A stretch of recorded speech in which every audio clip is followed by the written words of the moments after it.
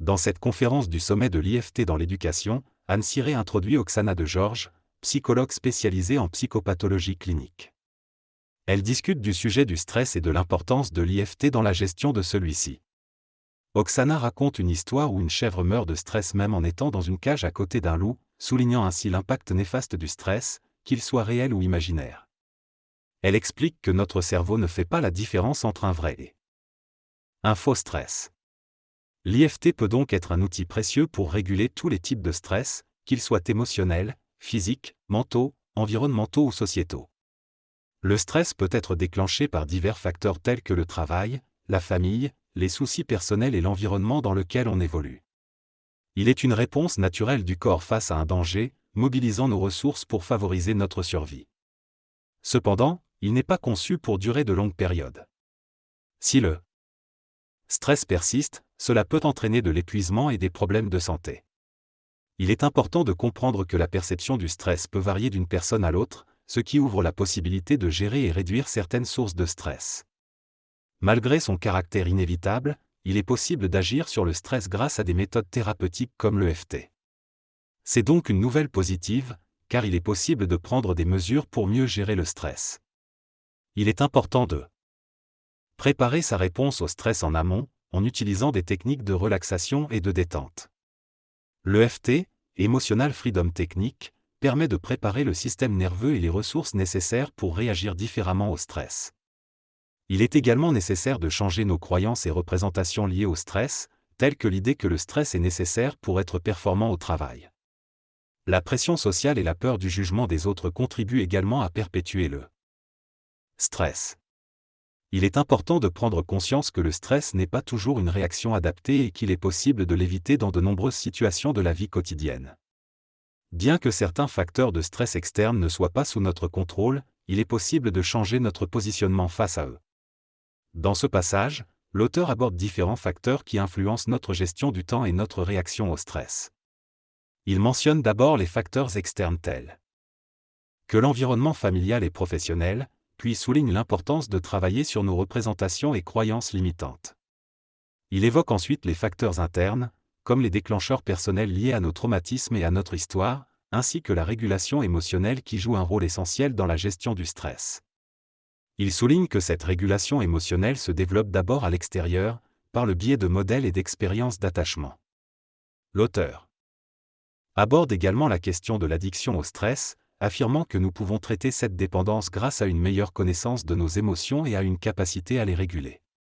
Enfin, il fait référence aux travaux de Bruce Lipton sur les cellules et souligne que notre addiction au stress est liée au nombre de récepteurs présents dans nos cellules, qui sont influencés par la quantité d'hormones de stress comme le cortisol et l'adrénaline présentes dans notre environnement biochimique.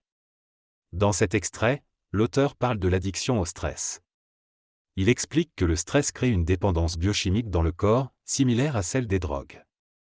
Cette addiction est réversible, mais il est important de reconnaître qu'environnement joue un rôle clé. Dans les grandes villes en particulier, où l'on est souvent exposé à un rythme de vie stressant, il est facile de tomber dans ce cercle vicieux. Le stress pousse à adopter des comportements qui génèrent encore plus de stress, comme s'informer en permanence ou avoir des pensées négatives. L'auteur souligne également que certaines personnes peuvent être inconsciemment addictes au stress, cherchant ainsi à combler un vide ou à ressentir une certaine intensité dans leur vie. Il conclut en mentionnant le parallèle avec les sportifs qui recherchent des situations extrêmes pour ressentir une montée d'adrénaline.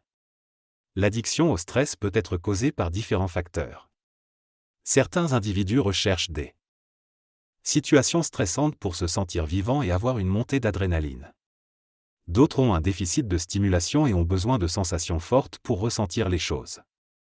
Il existe également une dépendance au stress liée à la croyance que l'accomplissement et la réussite ne peuvent être atteints qu'en étant constamment stressés. Dans nos sociétés occidentales, l'idée d'être occupé et stressé en permanence est souvent associée à la réussite. Cependant, il est possible de surmonter cette addiction en travaillant sur les déclencheurs et les croyances en utilisant des thérapies telles que l'EFT, Emotional Freedom Technique. De nos jours, il y a des personnes qui ont peur de s'ennuyer et qui ont besoin de remplir leur temps libre. Dans notre société actuelle, nous sommes constamment stimulés et avons du mal à simplement nous poser et profiter de quelques minutes de tranquillité. Cette peur du vide est renforcée par la surstimulation à laquelle nous sommes soumis, en particulier. Les enfants qui sont exposés à une quantité excessive d'informations à travers les gadgets électroniques. Cette surstimulation fragilise nos capacités à gérer le stress et peut conduire à une anxiété chronique. Certaines personnes restent bloquées dans un état d'activité mentale constante, ce qui rend difficile le fait de ne rien faire et d'être simplement dans l'instant présent. Pourtant, il est important d'apprendre à prendre du temps pour se détendre et à travailler sur le freinage de notre système nerveux pour maintenir un équilibre. Un système nerveux flexible, qui sait monter rapidement et descendre tout aussi rapidement, est essentiel pour notre bien-être mental et physique. Alors, apprenons à nous autoriser à nous détendre, à profiter du temps libre et à descendre. Les facteurs déclencheurs de stress sont nombreux et peuvent être liés à des situations réelles ou imaginaires de danger, à nos pensées et croyances, ainsi qu'à notre environnement. Il est possible de travailler sur ces déclencheurs en utilisant des outils tels que l'EFT, Emotional Freedom Technique, qui permet de détendre le système nerveux en agissant de manière volontaire. Il est également important d'examiner les schémas et les croyances inconscientes que nous avons héritées, ainsi que les modèles de réussite, de productivité et de performance auxquels nous aspirons. Parfois, nous sommes incapables de nous extraire d'un environnement stressant en raison de l'addiction au stress ou de la confusion sur ce qui est bon ou tolérable pour nous. Il est essentiel d'analyser notre niveau de stress et de prendre conscience de nos sentiments et de nos besoins. Des questionnaires et des tests peuvent nous aider à évaluer notre niveau de stress et de symptômes associés, tandis que l'équilibrage de notre temps de repos est essentiel pour prévenir le stress. Pour traiter le stress en thérapie, il est important de commencer par évaluer son niveau de stress et ses conséquences physiologiques, notamment en observant ses symptômes et en tenant un journal de stress. Ensuite, il est possible de mettre en place des stratégies de prévention pour éviter d'atteindre le point de burn-out, telles que la rééducation du système nerveux.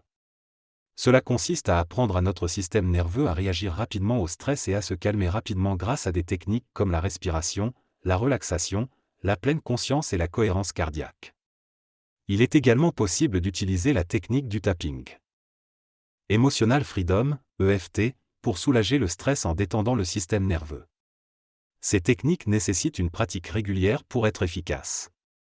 L'EFT est une technique extraordinaire car elle permet à une personne de se rééduquer et de préparer son système nerveux à faire face à des moments difficiles. En pratiquant régulièrement l'EFT, le système nerveux devient plus efficace et la personne développe le réflexe d'utiliser cette technique en cas de stress. Cependant, il peut être difficile d'adopter cette habitude au départ, mais en identifiant et en travaillant sur ses croyances, on peut surmonter cette résistance. Les croyances jouent un rôle important dans le stress, et en tapotant et en répétant des affirmations positives, on peut réduire l'impact des croyances limitantes. De plus, le travail sur les traumatismes est essentiel car les déclencheurs, qui rappellent des situations passées, peuvent provoquer une réaction de stress.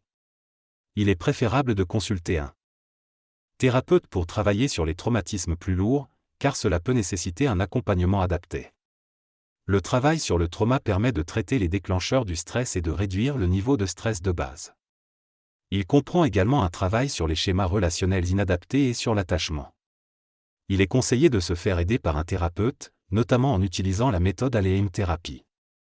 Le stress peut être physique, émotionnel, mental ou environnemental, et il peut être présent chez les enfants comme chez les adultes. Il est important de prendre conscience de ces différents aspects du stress et de se reprogrammer pour gérer le stress de manière plus adaptée. Lorsque les enfants sont stressés, ils peuvent présenter divers symptômes tels que des maux de ventre, des insomnies et des irritabilités. Les crises de colère peuvent être un signe de stress chez l'enfant, qui a du mal à se calmer et à se détendre. L'utilisation excessive des écrans peut aggraver ce problème en stimulant encore plus le cerveau de l'enfant.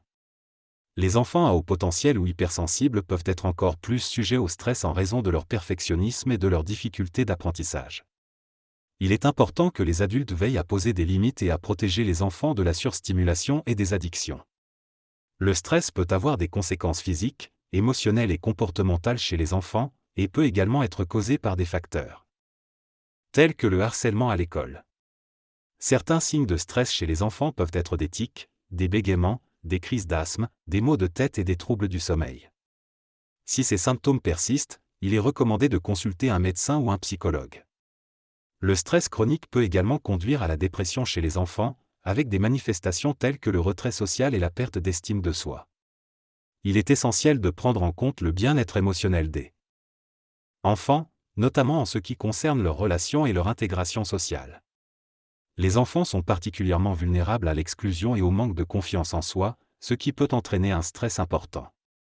Le harcèlement est un sujet complexe et sérieux qui mérite une attention particulière. Il peut avoir des conséquences graves sur la santé mentale et le bien-être des individus qui en sont victimes. Les enfants, en particulier, peuvent être très vulnérables.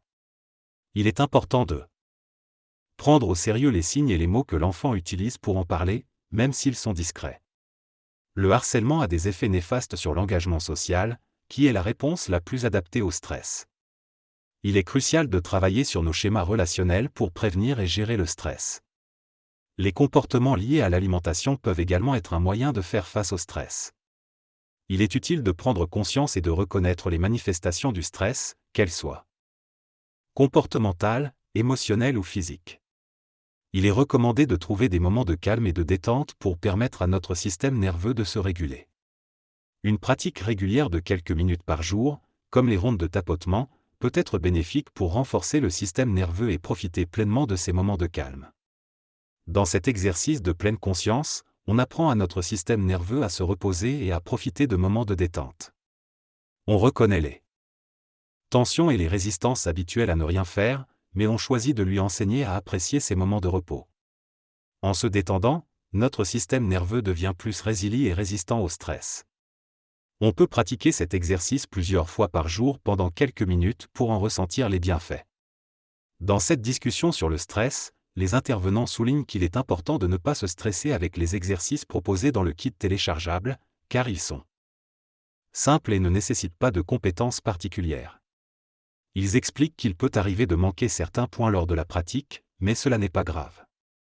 Ils ajoutent également qu'il est possible de tapoter deux côtés du corps et que les points peuvent également être situés sous le sein et sous les bras. Ils soulignent que ces exercices sont très relaxants et apaisants, et que les gens peuvent apprendre à se détendre et à profiter de l'instant présent, sans se préoccuper de tout ce qu'ils n'ont pas pu faire ou visiter. Ils déclarent que plus on pratique ces exercices, plus le système nerveux s'habitue et devient résilient, en demandant davantage de moments de détente.